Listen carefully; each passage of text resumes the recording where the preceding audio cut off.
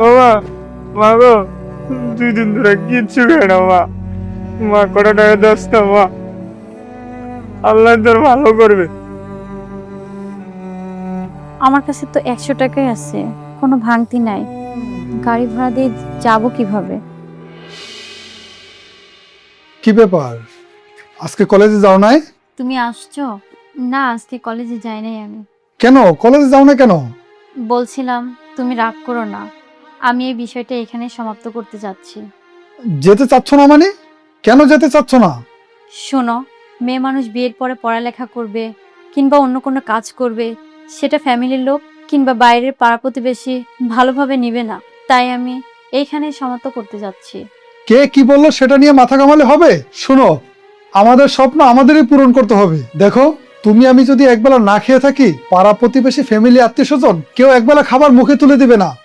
আমি যেটা বলছি সেটা করো। আমি তোমাকে ডাক্তারি পাশ করাবো।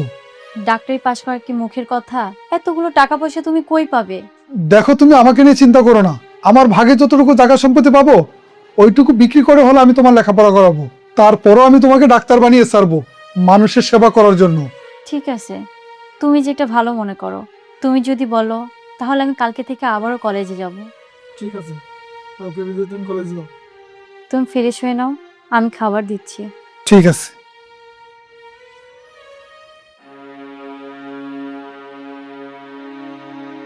শকত, জি ভাইয়া।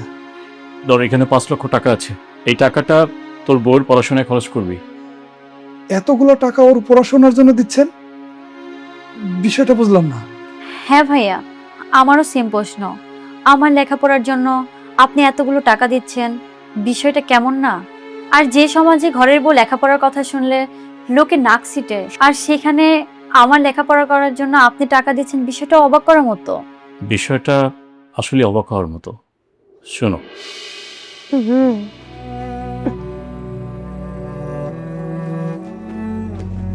ও মা, ও মা, মা গো, 2 দিন ধরে কিচ্ছু খাই না মা। মা কটা টাকা দাস না মা, আল্লাহ তোর ভালো করবে। আমার কাছে তো 100 টাকাই আছে, কোনো ভাঙতি নাই। গাড়ি ভাড়া দিয়ে যাবো কিভাবে? এই আমার গরিবের ক্ষুধা নিবারণ করলে আল্লাহ তোর অনেক ভালো করবে রে মা।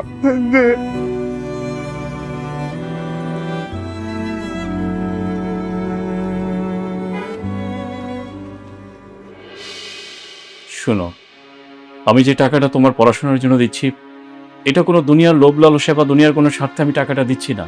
এই টাকাটা দিচ্ছি সম্পূর্ণ ওই মাবুদকে খুশি করার জন্য। আমার বিশ্বাস, যে মানুষ নিজের কষ্টকে স্বীকার করে অন্যের ভালোর চিন্তা করে, তার দ্বারাই সমাজে ভালো কিছুই হবে। তুমি পড়াশোনা করে ডাক্তারি পাশ করে তুমি সাধারণ মানুষের খেজমতে কাজ করবে, মানুষের উপকার করবে। এটা অনেক বড় একটা নিয়ামতের কাজ। আর সেই নিয়ামতের সাথে আমি একটু করে শরিক হলাম। শকত, জি ভাইয়া। শোন, ওর পড়াশোনা করার জন্য যত টাকা লাগে তুই খরচ করবি।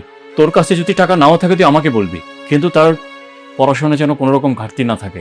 ঠিক আছে ভাইয়া।